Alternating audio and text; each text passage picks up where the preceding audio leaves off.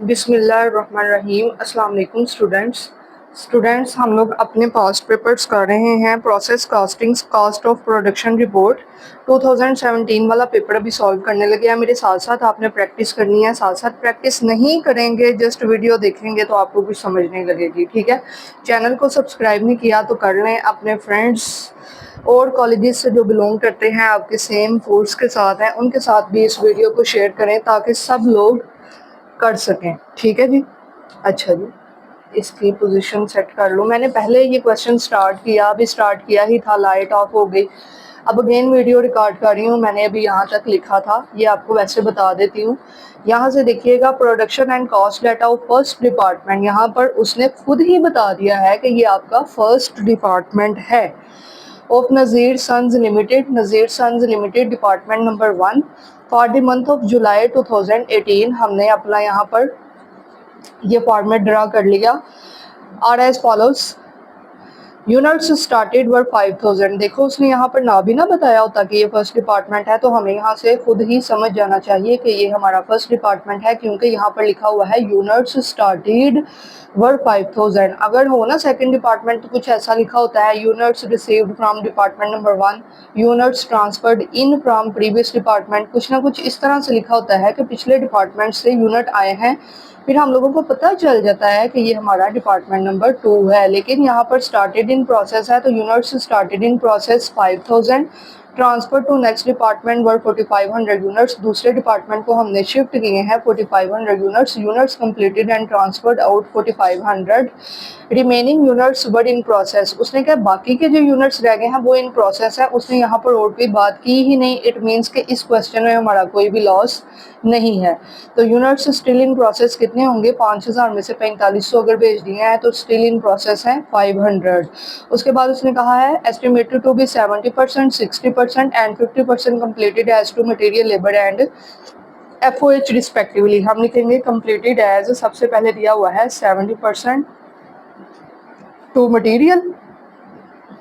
उसके बाद उसने कहा है 60% टू लेबर, 60% टू लेबर, और थर्ड पे दिया हुआ है 50% टू FOH। ठीक है जी, ये लिख लिया। ये लिखना ज़रूरी है, पता है जब हम आगे जाकर कंपटीशन करते हैं तो फिर ये मसला होता है, ये चीज़ ज़रूरी होती है।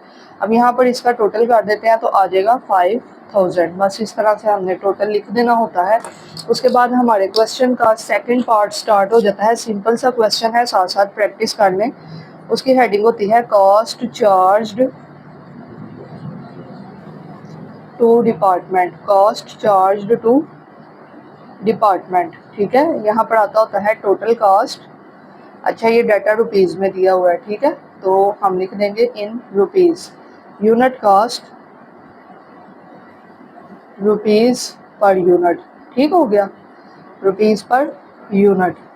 यहाँ पर इस तरह से लिखते होते हैं। अच्छा, अब हम अपने फॉर्मेट को कर लेते हैं कंप्लीट। अच्छा, सबसे पहले अब देखो, इसमें वो है ही नहीं cost received from previous department, ये है ही डिपार्टमेंट नंबर 1, तो इसमें वो नहीं आएगा cost receive from previous department. इसमें उसके बाद जो डायरेक्ट है ये आएगा कॉस्ट एडिड बाय दिस। अगर वो होता तो हम लिखते, जैसे आपको मैंने प्रीवियस 2 वीडियोस में लिखवाया, cost added by this department. इस डिपार्टमेंट में क्या कॉस्ट ऐड हुई है? यकीनन तीनों होंगे, यहाँ पर तीनों दिए हैं। तो ये देखें, cost of material, labour and FOH, this and this respectively. तीनों हैं, यहाँ पर लिखेंगे मटेरियल।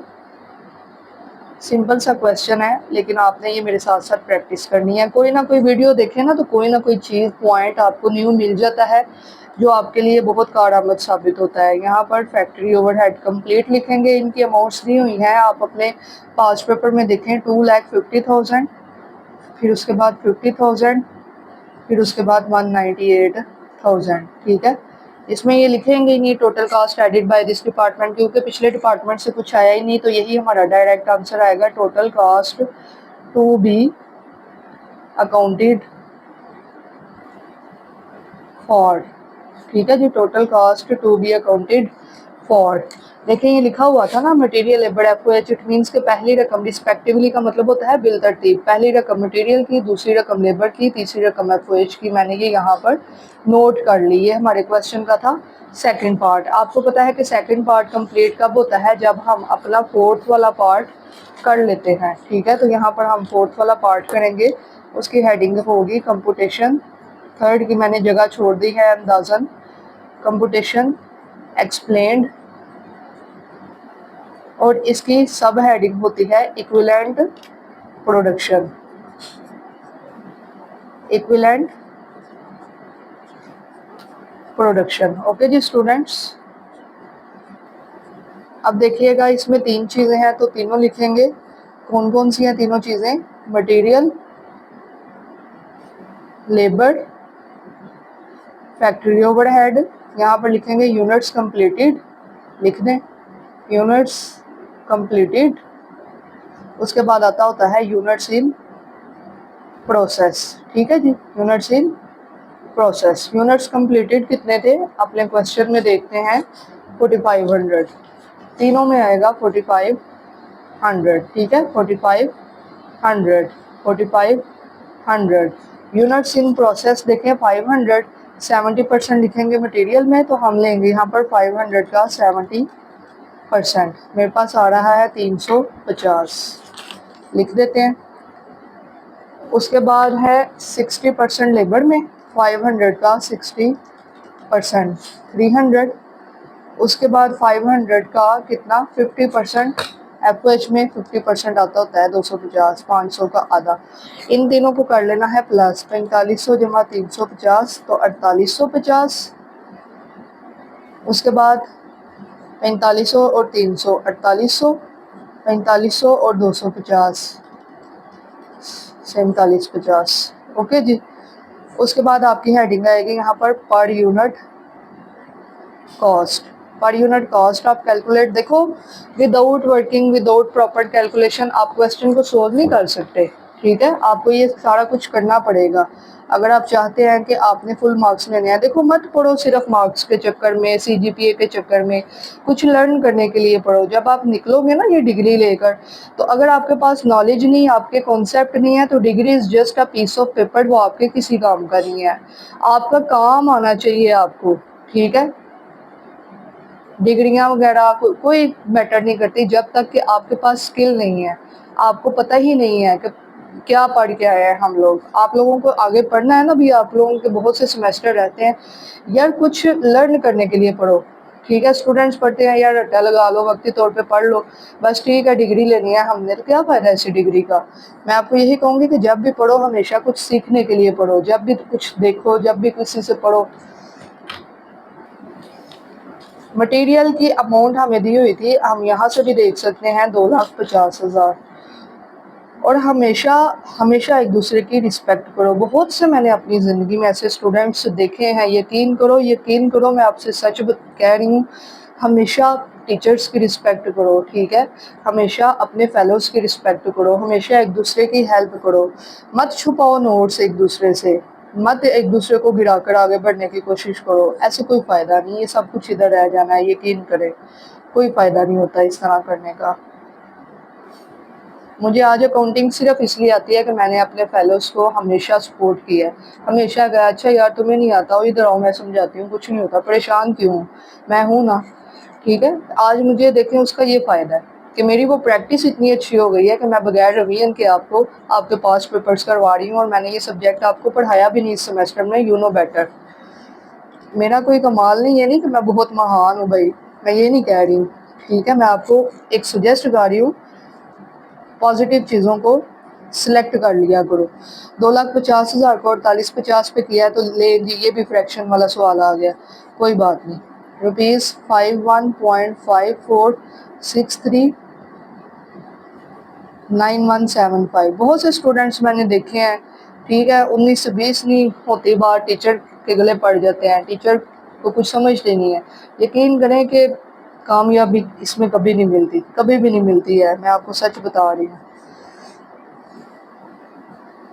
सबसे पहले तालीम आपको सिखाती है एक दूसरे की भाई रिस्पेक्ट करें, अपने से छोटों की भी, अपने से बड़ों की भी। 4800 यूनिट्स। जिस बंदे की समझ नहीं लग रही, जिस दोस्त की समझ नहीं लग रही, जिस फेलो की समझ नहीं लग रही, खामोशी इख्तियार कर ले। क्या फ़ायदा है लड़ने का। बातों बातों में आपको ये बातें बताती हूँ मैं। ये सिंपल कैलकुलेशन है, करो आप भी, मैं भी कर रही हूँ। 10.41, 1 2 3 4 5 दफ़ा 6 है और फिर 7 है पर यूनिट। ठीक है जी। FOH की अमाउंट दी हुई है 198,000 divided by 4750 units. 198,000 divided by 4750 units, तो आएगा मेरे पास 41.68421053 पर यूनिट। इन सब वैल्यूज़ को मैंने अब यहाँ पर शिफ्ट करना है। ओहो, पेज भी वो दूसरा है। 51.5463 आप भी करो मेरे साथ। 9175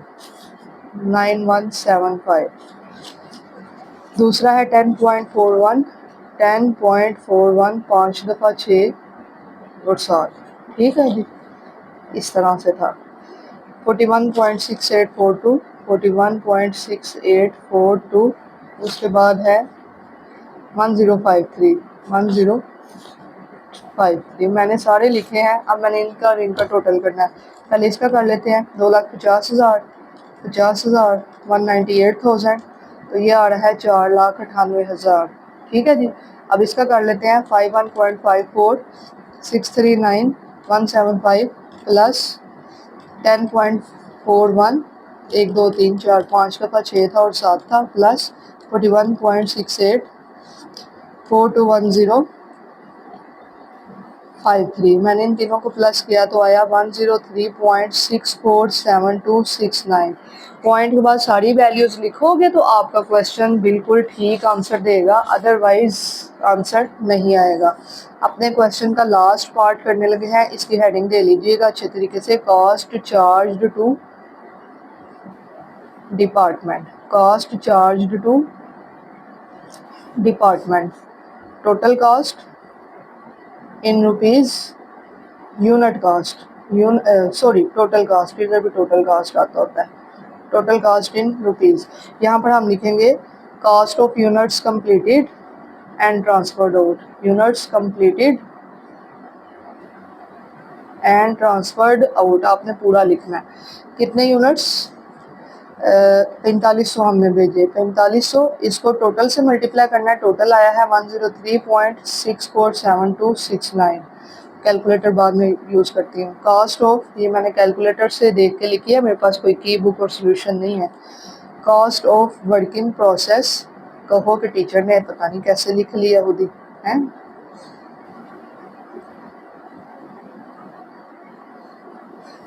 अच्छा जी, इसमें क्या चीज़ें आएंगी? सबसे पहले आता होता है कॉस्ट फ्रॉम प्रीसीडिंग डिपार्टमेंट, लेकिन चूंकि ये डिपार्टमेंट नंबर 1 है तो वो लाइन यहाँ पर नहीं आएगी। इधर आएगा मटेरियल, लेबर और आपका आएगा FOH।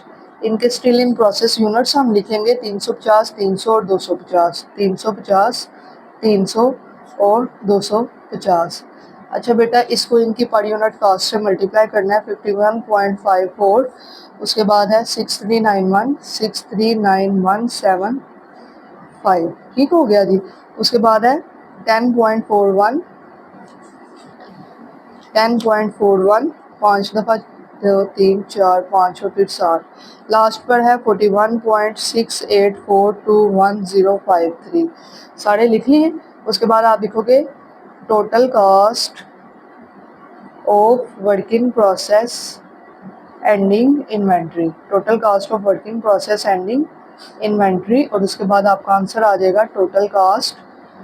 देखो यहाँ पर हम लिखते हैं टू बी अकाउंटेड फॉर। ठीक है, इस तरफ हम लिखते हैं टोटल कॉस्ट अकाउंटेड फॉर, मतलब हमने अकाउंट कर ली, अकाउंटेड फॉर। अल्लाह करे कि हमारा आंसर आ जाए। फिर से फ्रैक्शन वाला क्वेश्चन है, दिल धक धक ही कर रहा होता है कि पता नहीं भाई आंसर आएगा कि नहीं आएगा। 647269, 7269। ठीक है जी, मैंने इसको किया तो आया है 466,412.7105।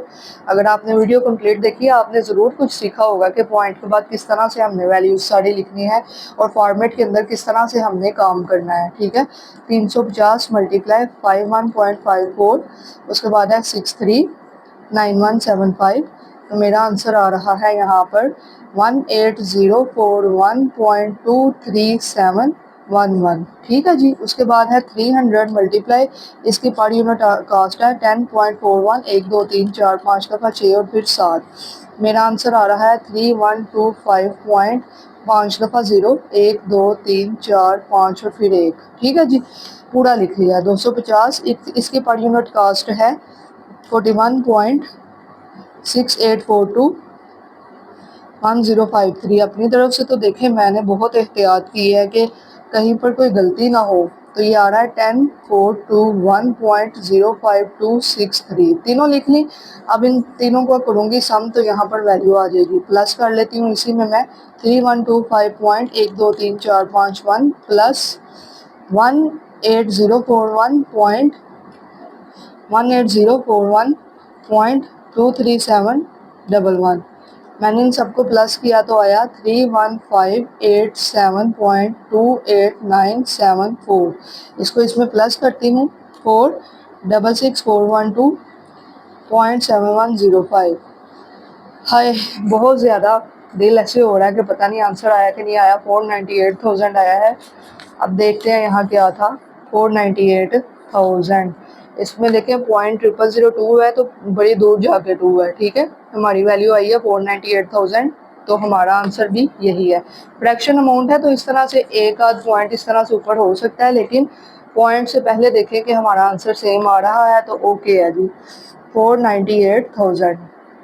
इस तरह से आप क्वेश्चन करोगे तो इजीली आप क्वेश्चन को कैरी कर लोगे। ठीक है, इजीली आपका ये हो जाएगा। प्रैक्टिस कर लीजिएगा students. Wish you best of luck. Thank you so much. Take care. अल्लाह हाफिज़।